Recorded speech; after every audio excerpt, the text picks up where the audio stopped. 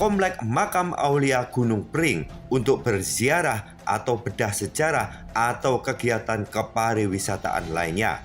Dari atas Bukit Gunung Pring, kita bisa meninjau kota Muntilan dan hamparan sawah dalam keindahan romantisme peradaban Sailendra, Syekh Subakir Gunung Tidar, hingga kekuasaan Panembahan Senopati Mataram.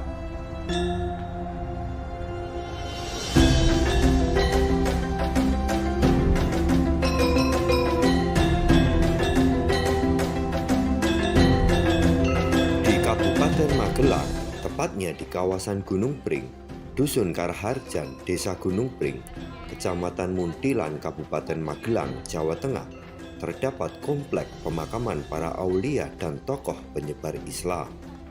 Para aulia atau wali yang kubur di Gunung Pring terdapat beberapa tokoh dari masa ke masa. Para aulia tersebut dalam rangka syiar dan dakwah Islam di daerah Kedu, hingga akhir hayatnya dimakamkan di puncak Bukit Gunung Pring, tepatnya di kota kecil Muntilan, Magelang. Tokoh yang paling tua dalam komplek pemakaman ini adalah Kiai Raden Santri atau Pangeran Singasari, disusul oleh tokoh dan aulia lainnya dalam periodisasi sejarah yang berbeda-beda. Gunung Pring adalah sebuah bukit dengan ketinggian puncak 400 meter di atas permukaan laut. Dinamakan Gunung Pring karena bukit tersebut ditumbuhi banyak pohon bambu atau pring dalam bahasa Jawa. Kawasan Bukit Gunung Pring ini secara kultural maupun kekuasaan, semenjak Kesultanan Yogyakarta berdiri, komplek makam aulia ini milik Keraton Yogyakarta sebagai kerajaan terakhir di bawah Reh Kawedanan Hageng Sriwandono bagian Puroloyo. Ini terjadi karena sejarahnya Kiai Raden Santri adalah putra dari Ki Ageng Pemanahan, saudara dari Panembahan Senopati, versi sejarah Mataraman.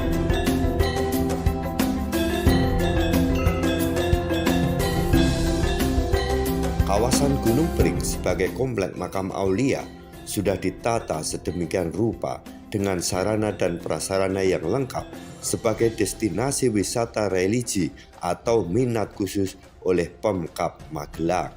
Banyak peziarah yang datang dari berbagai kota di Indonesia selain pengunjung dalam kegiatan telusur sejarah dan tourism. Fasilitas halaman parkir yang luas lengkap dengan pedagang oleh-oleh, warung makan, pedagang keliling, toko kelontong dan sebagainya telah tersedia. Lahan parkir yang luas memudahkan bis-bis besar para peziarah parkir dengan leluasa. Sepanjang menaiki tangga, di kanan kiri jalan dipenuhi berderet-deret toko pedagang usaha kecil menengah yang dikelola oleh pemerintah setempat. Konsep pasar tersebut sama seperti pasar Cinderamata di Kompleks Sunan Ampel Surabaya yang dijuluki Little Turkey, atau Kompleks Sunan Muria ataupun Kompleks Makam Para Wali lainnya. Ada yang menjual alat perlengkapan sholat, baju muslim, aneka songkok dan peci, souvenir seperti tasbih, hiasan kaligrafi.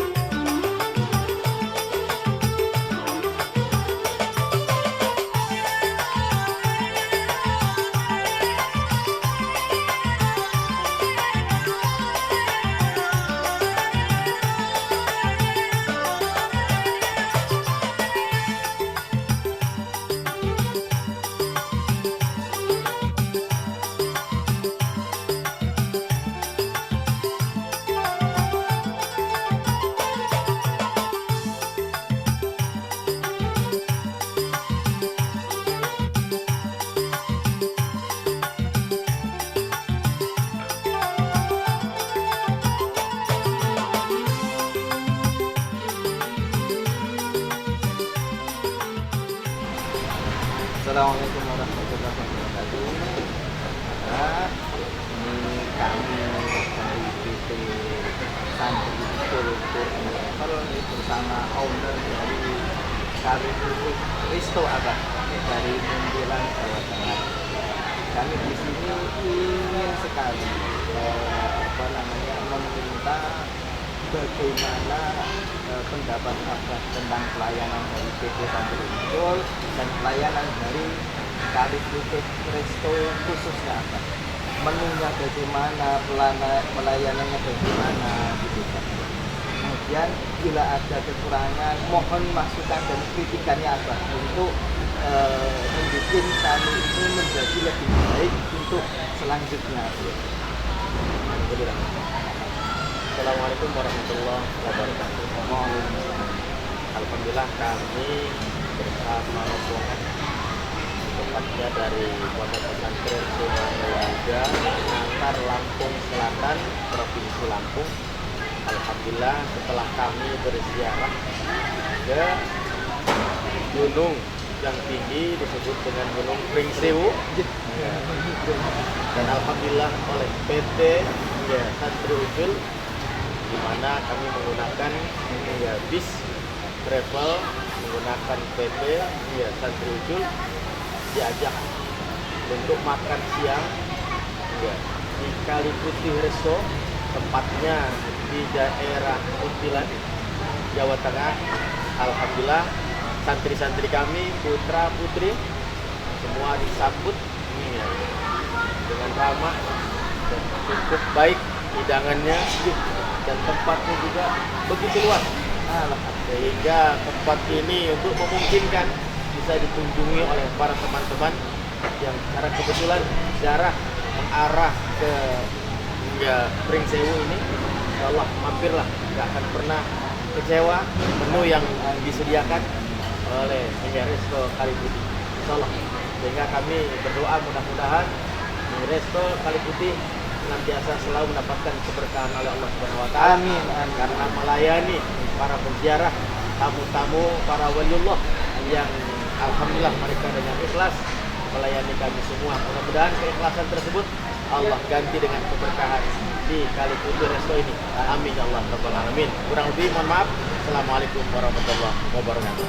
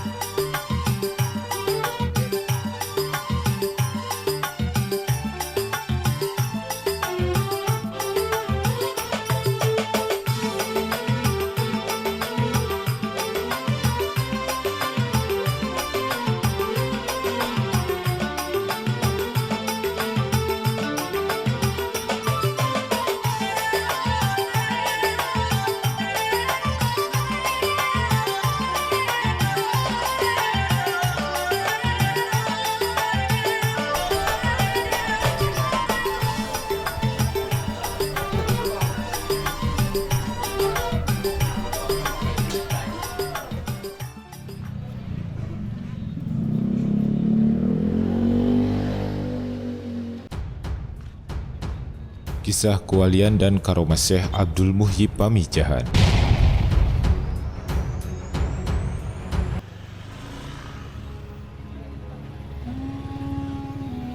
Di Kabupaten Tasikmalaya, tepatnya di Desa Pamijahan, Kecamatan Bantar Kalong, terdapat makam seorang ulama yang konon sebagai penyebar agama Islam di Tasikmalaya.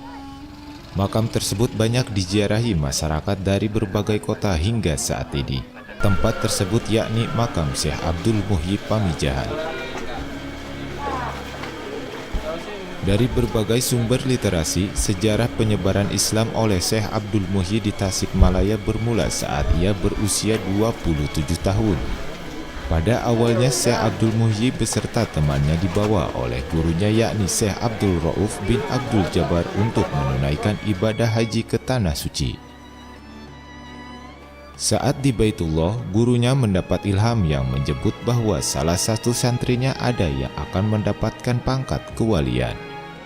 Dalam ilham itu dinyatakan apabila sudah tampak tanda-tanda maka Syekh Abdul Rauf harus menyuruh santrinya itu pulang dan mencari gua di Jawa bagian barat untuk bermukim di sana. Di suatu saat sekitar waktu asar di Masjidil Haram tiba-tiba ada cahaya yang langsung menuju Syekh Abdul Muhyi dan hal itu diketahui oleh gurunya sebagai tanda-tanda kewalian tersebut. Setelah kejadian itu, Syekh Abdul Rauf langsung membawa mereka pulang ke Kuala atau Aceh saat ini pada tahun 1677 Masehi. Sesampainya di Kuala, Syekh Abdul Muhyi disuruh pulang ke Gresik untuk minta restu dari kedua orang tua karena telah diberi tugas oleh gurunya untuk mencari gua di wilayah Jawa Barat dan harus menetap di sana. Sebelum berangkat mencari gua, Syekh Abdul Muhyi dinikahkan oleh orang tuanya dengan Ayu Bakta, putri dari Sembah Dalem Saca Parana. Tak lama setelah pernikahan, beliau bersama istrinya berangkat ke arah barat dan sampailah di daerah yang bernama Dharma Kuningan. Atas permintaan penduduk setempat, Syekh Abdul Muhyi menetap di Dharma Kuningan selama 7 tahun terhitung dari tahun 1678 Masehi hingga 1685 Masehi. Kabar tentang menetapnya Syekh Abdul Muhyi di Kuningan terdengar oleh orang tuanya dan mereka pun menyusul serta ikut menetap di sana. Menurut petunjuk dari gurunya, gua yang dicari akan ditemukan jika di suatu tempat ditanami benih padi, maka hasilnya akan tetap sebenih, yang artinya hasil panen tidak akan bertambah sesuai dengan benih yang ditanam. Syekh Abdul Muhyi berusaha mencari gua yang diperintahkan oleh gurunya itu dengan mencoba beberapa kali menanam padi di wilayah Kuningan. Namun ternyata ia gagal karena hasil panennya malah melimpah. Karena tidak menemukan tanda-tanda gua yang dicari, Syekh Abdul Muhyi bersama keluarga berpamitan kepada penduduk desa Dharma di Kuningan untuk melanjutkan perjalanan mencari gua yang selama ini ia cari. Setelah menempuh perjalanan yang cukup panjang, sampailah ia di daerah Pamempek yang termasuk wilayah Kabupaten Garut saat ini. Di sini beliau bermukim selama 1 tahun antara tahun 1685 sampai 1686 Masehi. Di sini Syekh Abdul Muhyi menyebarkan agama Islam secara hati-hati mengingat penduduk setempat waktu itu masih beragama Hindu. Setahun kemudian ayahandanya meninggal dan dimakamkan di kampung Duku di tepi kali Cikaengan. Beberapa hari seusai pemakaman ayahanda, ia melanjutkan perjalanan mencari gua dan sempat bermukim di Batuwangi. Perjalanan dilanjutkan dari Batuwangi hingga sampai Lebaksio dan bermukim di sana selama 4 tahun. Walaupun di Lebaksio tidak menemukan gua yang dicari, ia tidak putus asa dan tetap melangkahkan kakinya ke sebelah timur dari Lebaksio, yaitu di atas gunung kampung Cilumbu. Akhirnya Syekh Abdul Muhyi turun ke lembah sambil bertafakur melihat indahnya pemandangan sambil mencoba menanam padi. Pada suatu hari, Syekh Abdul Muhyi melihat padi yang ditanam telah menguning dan waktunya untuk dipetik. Saat dipetik terpancarlah sinar cahaya kewalian dan terlihatlah kekuasaan Allah. Padi yang telah dipanen tadi ternyata hasilnya tidak lebih dan tidak kurang, hanya mendapat sebanyak benih yang ditanam. Ini sebagai tanda bahwa perjuangan mencari gua sudah dekat. Untuk meyakini adanya gua di dalamnya, maka di tempat itu ditanami padi lagi. Ia berdoa kepada Allah semoga gua yang dicari segera ditemukan. Dengan kekuasaan Allah, padi yang ditanam tadi segera tumbuh dan waktu itu juga berbuah dan menguning. Lalu dipetik dan hasilnya ternyata sama, sebagaimana hasil panen yang pertama. Di sanalah beliau yakin bahwa di dalam gunung itu terdapat gua. Sewaktu Syekh Abdul Muhyi berjalan ke arah timur, terdengarlah suara air terjun dan kicauan burung yang keluar dari dalam lubang. Dilihatnya lubang besar itu, keadaannya sama dengan gua yang digambarkan oleh gurunya. Seketika kedua tangannya diangkat memuji kebesaran Allah yang telah ditemukan gua bersejarah. Gimana Bah perjalanannya? Sangat menyenangkan sekali dan melelahkan. Menyenangkan, melelahkan. Luar biasa. Luar luar biasa, sholawat terus.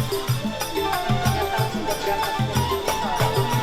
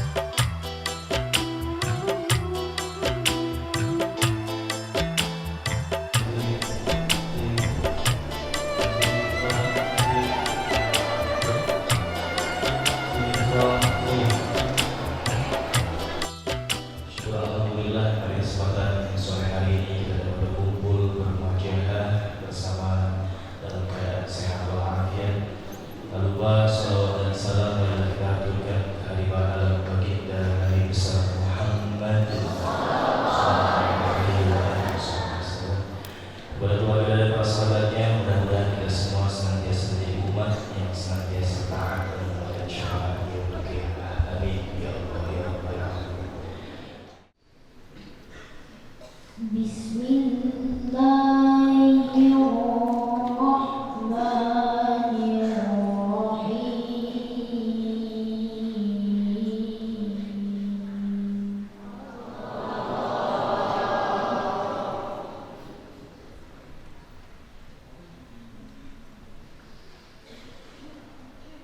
لقد كان لكم في رسول الله أسوة حسنة لمن كان يرجو الله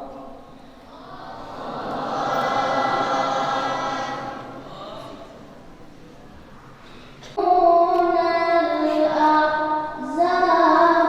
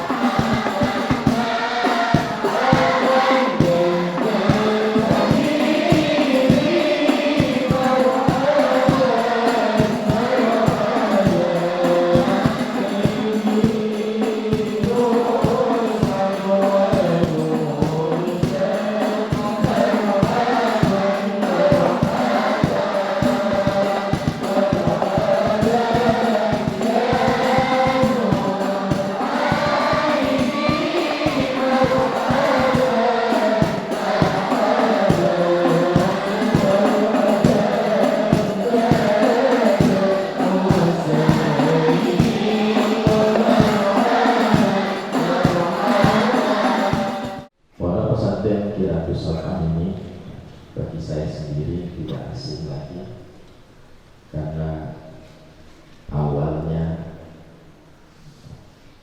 Umi ini mondok di sini tahun 89.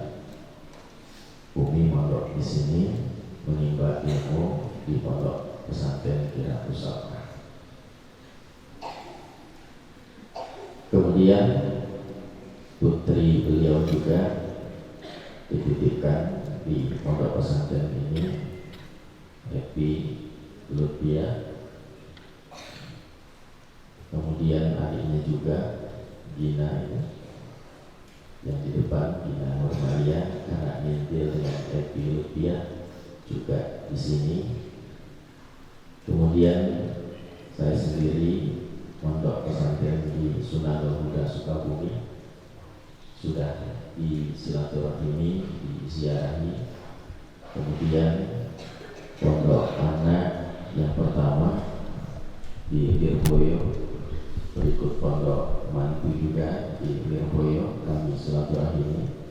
Kemudian mantu kami yang Bojokan, Maulana Mu'in Ma'bailah, juga kami silaturahimi di Payaman, Magelang, sampai ke sana.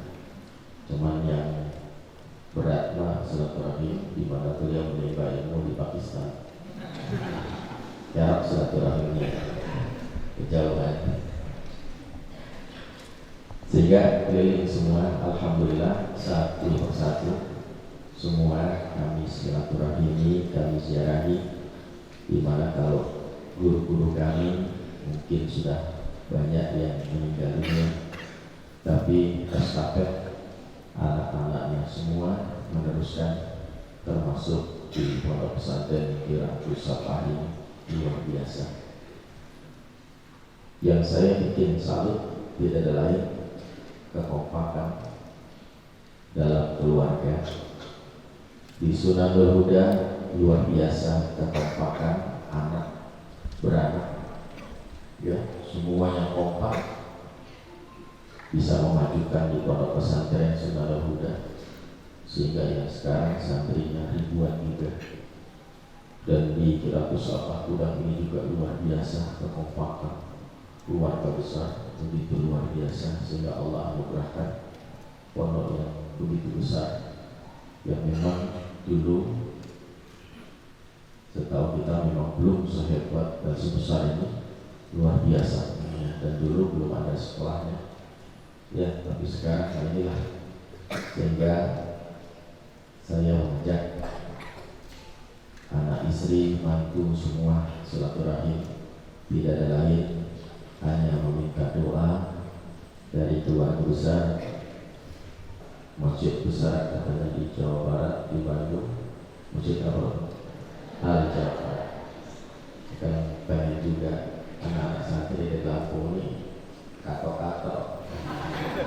Jadi setiap ada masjid selfie.